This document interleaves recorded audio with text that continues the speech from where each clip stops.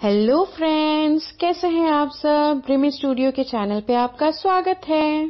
Friends, आपको मेरे videos कैसे लग रहे हैं कमेंट करके जरूर बताएं, और अगर मेरे लिए कुछ सजेशंस है तो वो भी प्लीज कमेंट करें। Last but not the least, मेरे चैनल को प्लीज सब्सक्राइब करें। तो चलिए शुरू करते हैं एक्सीडेंटली इन लव का 7th पार्ट। शू टू फैंग का मैनेजर डैनियल और उसकी agency head miss Wang Shu Tu Fang के नए गाने ब्रीथ के बारे में डिस्कशन कर रहे होते हैं।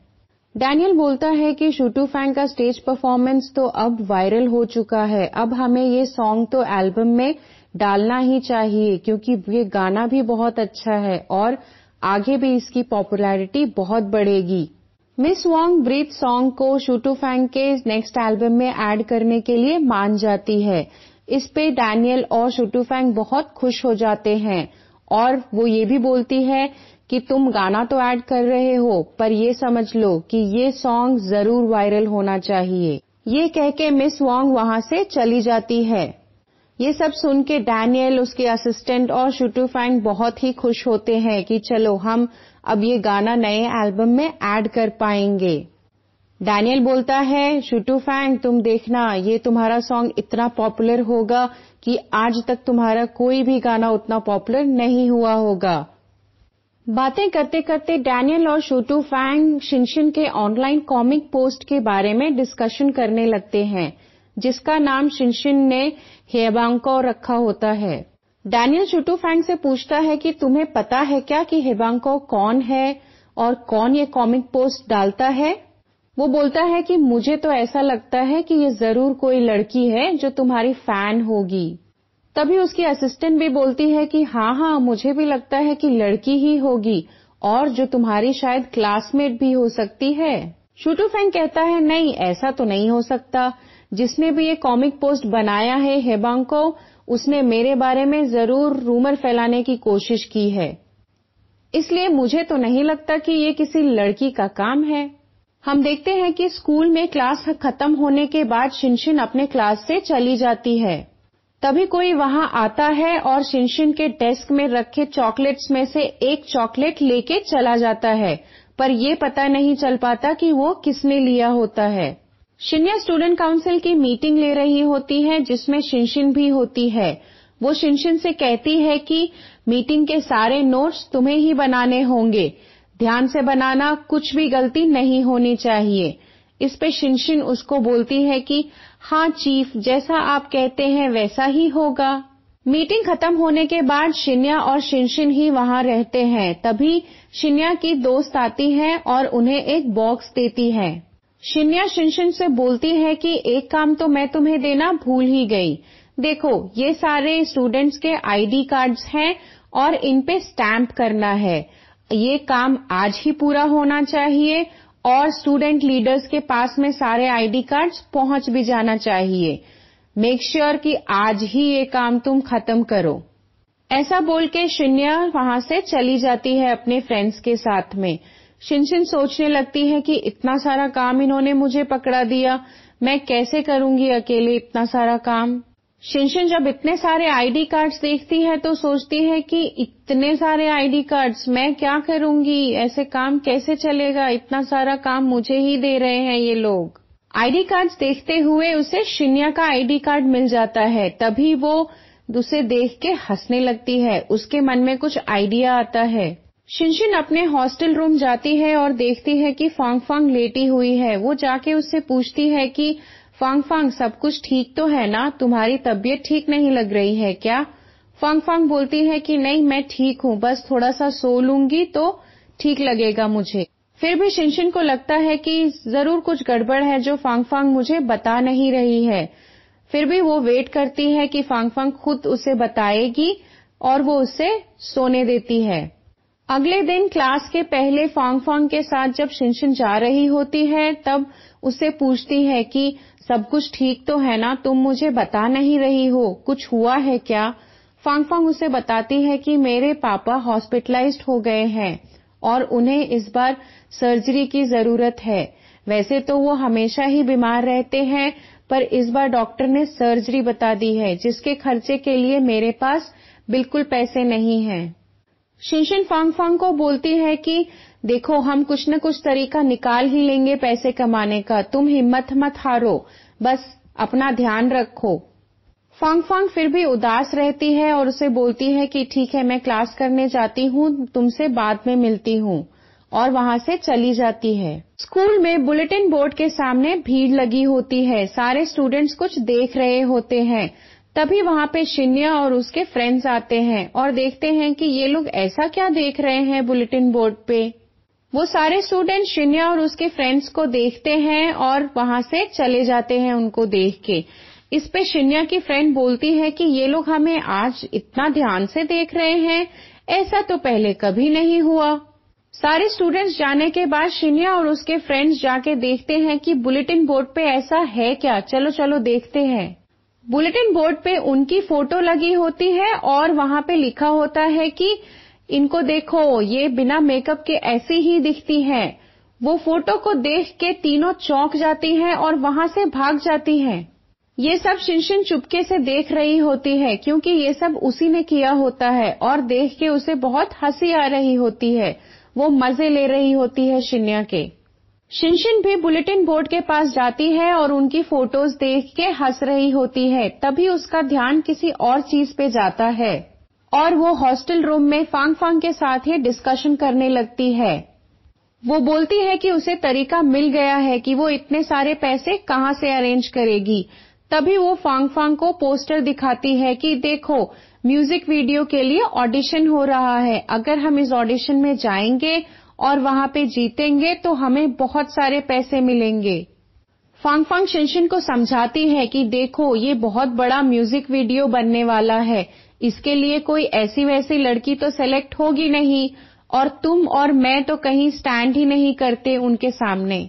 शिनशिन उसे समझाती है कि देखो, अपने आप को अंडर एस्टिमेट तो बिल्कुल ही नहीं करना चाहिए, मैं तो जरूर ट्राई करूंगी म्यूजिक वीडियो में ऑडिशन देने का।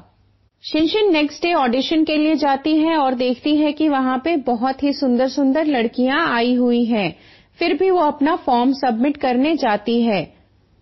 वहां पे शिनशिन का फॉर्म ले तो लेते हैं पर उसे बोलते हैं कि तुम घर जाओ, अगर जरूरत पड़ी तो हम तुम्हें कॉल करेंगे। वो उससे बहस करने लगती है पर लाइन में जो लड़कियां खड़ी होती हैं वो चिल्लाने लगती हैं कि तुम ही बहस करती रहोगी या हमारा चांस भी आने दोगी। फिर वो वहां से चली जाती है उदास होके। वापस जाते हुए शिनशिन को शिन्या मिलती है और बोलती है कि किसी ने मुझे बताया था कि तुम ऑडिशन देने आई हो, मैंने बिलीव तो नहीं किया पर आके देख रही हूँ कि वाह, तुम तो ऑडिशन देने सही में आई हो। शिन्या उसे चिढ़ाने लगती है कि तुम्हें लगता है कि म्यूजिक वीडियो के लिए तुम्हें लिया जाएगा, वो लोग ऐरे गहरे को नहीं लेते म्यूजिक वीडियो के लिए, और वैसे भी ये म्यूजिक वीडियो तो शूटू फैंग का है, तुम्हें नहीं पता। शिनशिन सरप्राइज हो जाती है कि ये म्यूजिक वीडियो का ऑडिशन शूटू फैंग के वीडियो के लिए हो रहा है। अरे मुझे तो इसमें कोई इंटरेस्ट नहीं है, और वो बोल के वहां से चली जाती है। शिन्या उसे घूर के देख रही होती है। शिनशिन गुस्से में वहां से बाहर आ तो जाती है पर सोचती है कि मुझे फांगफांग की हेल्प करनी ही होगी, उसको बहुत ही पैसों की जरूरत है। अगर मैंने नहीं हेल्प किया तो उसके पापा की सर्जरी भी नहीं हो पाएगी, मुझे कुछ उपाय ढूंढना ही होगा। पर इस गेटअप में तो ये लोग मुझे ऑडिशन देने ही नहीं देंगे। शिन्या बाकी लड़कियों के साथ ऑडिशन का वेट कर रही होती है, तभी देखती है कि एक बहुत ही सुंदर लड़की ने एंट्री मारी है। वो और कोई नहीं, शिनशिन ही होती है अपने एक्चुअल गेटअप में। सारी लड़कियां शिनशिन को ही देख रही होती हैं। शिनशिन अपना एप्लीकेशन सबमिट करती है और तुरंत ही उसका एप्लीकेशन एक्सेप्ट भी हो जाता है। सारी लड़कियों का ऑडिशन हो जाता है म्यूजिक वीडियो के लिए और फाइनल में शिनशिन ही सेलेक्ट होती है। सिलेक्शन होने के बाद शिनशिन शूटू फैंग के मैनेजर डैनियल से मिलने जाती है और वो उसे बताता है कि देखो, ये एल्बम शूटू फैंग के साथ शूट होने वाली है और ये बात तुम किसी को बता नहीं सकती। शिनशिन डैनियल से पैसों के बारे में पूछती है कि मुझे मेरे पैसे कब मिलेंगे। डैनियल बोलता है कि पैसे तो तुम्हें पूरी शूटिंग होने के बाद ही मिल सकते हैं। डैनियल उसे शूटिंग की तैयारी करने के लिए बोलता है और उसे एक सीडी भी देता है। उस सीडी में उस गाने का ऑडियो होता है। वो कहता है कि देखो, ये ऑडियो कहीं बाहर लीक नहीं होनी चाहिए। अगर ऐसा हुआ तो तुम अपने पैसे तो भूल ही जाना। शिनशिन बोलती है कि चिंता मत करो, ऐसा मैं नहीं होने दूंगी, और वहां से चली जाती। नेक्स्ट डे स्कूल में शिनशिन फांगफांग को सॉरी बोलती है कि देखो, मैं तुम्हारी हेल्प तो नहीं कर पाई, इतने सारे पैसे अरेंज नहीं कर पाई, माफ कर दो मुझे, हम कुछ और तरीका निकाल लेंगे पैसे कमाने का। फांगफांग बोलती है कि शिनशिन कोई बात नहीं, तुमने कोशिश की, यही मेरे लिए बहुत अच्छा है, चलो बाद में मिलते हैं, और वो वहां से चली जाती है। शिनशिन अपने एरेंज सर्विसेज की डायरी देख रही होती है, तभी देखती है कि वहां पे किसी ने लिटिल बी अपना नाम लिख के और चॉकलेट का लिखा होता है कि मैंने चॉकलेट ले लिया है। वो सोचती है कि लिटिल बी नाम के बंदे को तो मैंने किसी को चॉकलेट दिया ही नहीं, तो यहाँ पे क्यों लिखा हुआ है ऐसा, और कंफ्यूज हो जाती है ये देख के। शिनशिन कुछ काम से अपने क्लास से बाहर जाती है तो उसके फ्रेंड्स उसे घेर लेते हैं और उससे कुछ शूटूफैंग के बारे में पूछना चाहते हैं। वो बोलती है कि शूटूफैंग के बारे में तो हम बाद में बात करेंगे, पर मुझे बताओ कि तुम किसी लिटिल बी को जानते हो। उसके फ्रेंड्स बोलते हैं नहीं, हमने तो लिटिल बी का नाम कभी सुना नहीं, और अपने स्कूल में ऐसा कोई लिटिल बी है भी नहीं। तभी उनमें से एक लड़की बोलती है कि देखो, लिटिल बी के बारे में तो हमें पता नहीं, हमें तो शूटूफैंग के बारे में जरूर पता है। शिनशिन को कुछ ध्यान आता है और वो बोलती है कि तुम लोग आगे चलो, मैं अभी आती हूँ, और वो वापस क्लास चली जाती है। क्लास में जाके देखती है कि शूटूफैंग कुछ छुप के कर रहा होता है। वो आके पास देखती है तो उसी की डायरी में लिटिल बी के नाम से सामान लिख रहा होता है और उसे रंगे हाथों पकड़ लेती है। शिनशिन जब शूटूफैंग पे चिल्लाने लगती है तब शूटूफैंग उसे बिठाता है और चुपके से बोलता है कि धीरे बोलो, यहाँ किसी को नहीं पता लगना चाहिए कि मैं ये सब चीजें खाता हूँ। मुझे मेरी एजेंसी ये सब चीजें खाना अलाउड नहीं करती है, इसीलिए मैं छुप छुप के खा रहा हूँ, प्लीज ये बात किसी को बताना नहीं। शिनशिन उसे बोलती है कि ठीक है, एक शर्त पे मैं नहीं बताऊंगी कि तुम मुझे एरेंज सर्विसेज चलाने में और सामान डिलीवर करने में हेल्प करोगे। शूटूफैंग मना करता है, नहीं नहीं, ये सब काम मेरे बस का नहीं है। शिनशिन उसे ब्लैकमेल करती है कि तुम्हें तो करना ही पड़ेगा। शूटूफैंग मान जाता है। शूटूफैंग भी शिनशिन के लिए सामान डिलीवर करने लगता है। ये देख के शिन्या को बहुत गुस्सा आता है कि ये लड़की इतने बड़े सुपरस्टार से क्या क्या काम करा रही है, इसको तो मैं छोड़ूंगी नहीं। सारे सामान डिलीवर करने के बाद शूटूफैंग शिनशिन को जाके पैसे दे देता है और वो उसे कहती है कि चलो चलो थोड़ा आराम कर लो। उसे एक चिप्स का पैकेट देती है और बोलती है कि ये खा लो, एंजॉय करो, तुमने बहुत काम किया है आज। शूटूफैंग और शिनशिन बैठ के बातें करते हैं और शूटूफैंग चिप्स खा रहा होता है। वो सोचते सोचते बोलता है कि मेरे को तो क्या खाना है क्या नहीं खाना है ये भी एजेंसी से बताया जाता है। इसी बात पे शिनशिन भी कहती है कि तुम अपनी लाइफ दूसरों को क्यों कंट्रोल करने देते हो, तुम्हें अपनी मर्जी से अपनी लाइफ जीनी चाहिए। तुम्हें क्या करना पसंद है क्या नहीं करना पसंद है वो करो, क्या खाना पसंद है वही खाओ, जो तुम्हें करने का मन हो वही करो। वो उसे समझाती है और शूटूफैंग उसकी बातें ध्यान से सुन रहा होता है। शिनशिन शूटूफैंग को बोलती है कि चलो एक काम करते हैं, जितने कैलोरीज तुम एक दिन में खा रहे हो ये सब चीजों से, उतनी ही कैलोरीज तुम डेली बर्न कर सकते हो। मैं तुम्हारी इसमें हेल्प कर सकती हूँ। फिर वो शूटूफैंग को एक्सरसाइजेस कराने लगती है और एक्सरसाइजेस कराते हुए उसको चिप्स भी खिलाते रहती है और मोटिवेट करती रहती है कि देखो, अगर हम ऐसा करते रहेंगे कि जितने कैलोरीज तुम दिन में खा रहे हो उतनी ही कैलोरीज तुम बर्न भी कर रहे हो, तो तुम्हारा शेप भी खराब नहीं होगा और तुम सारी चीजें कर भी पाओगे। ये सब सुन के शूटूफैंग को भी जोश आता है और वो बहुत जोश में एक्सरसाइजेस करने लगता है। स्कूल में बास्केटबॉल मैच होने वाला होता है जिसमें ग्यूनांशी की टीम भी होती है। शूटूफैंग आता है उसके पास और बोलता है कि मैं भी बास्केटबॉल खेलूंगा तुम्हारी ही टीम में, मुझे भी आने दो। ग्यूनांशी बोलता है कि तुम्हें तो आता ही नहीं खेलना। शूटूफैंग कहता है कि नहीं नहीं, मैं खेल लूंगा, तुम टेंशन मत लो। जैसे ही बास्केटबॉल ग्राउंड पे शूटू फैंग आता है तो देखता है कि वहां पे सारी लड़कियां आई हुई हैं उसे देखने के लिए और उनके पास जाके पोजेस करने लगता है जैसे वो बहुत बड़ा सुपरस्टार है, कितने सारे फैंस उसको देखने आए हैं। बास्केटबॉल गेम के बीच में ही जब शूटू फैंग बास्केट करने वाला होता है तब वो देखता है कि एक प्लेयर उसकी ओर दौड़ा चला आ रहा है। वो देख के वो नर्वस हो जाता है और बॉल फेंक देता है। शूटू फैंग ने बॉल तो बास्केट की तरफ फेंका होता है और उसे लगता है कि बास्केट तो हो ही जाएगा। ये देख के सारे फैंस भी चिल्लाने लगते हैं और शूटू फैंग को लगता है हाँ मैंने तो बास्केट कर दिया, पर एक्चुअल में बॉल बास्केट के बाहर ही गिर जाती है। फिर भी शूटू फैंग के फैंस बहुत चीयर अप करने लगते हैं शूटू फैंग को।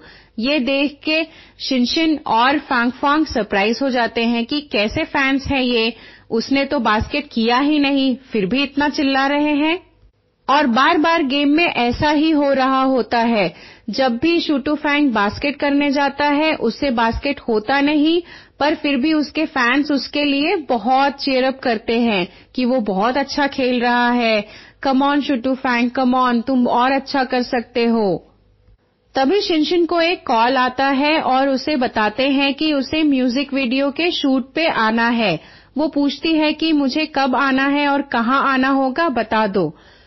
जब उसे पता चलता है कि शूट का लोकेशन तो उसी का स्कूल है, वो चौंक जाती है और थोड़ी टेंस भी हो जाती है कि यहीं पे होने वाला है।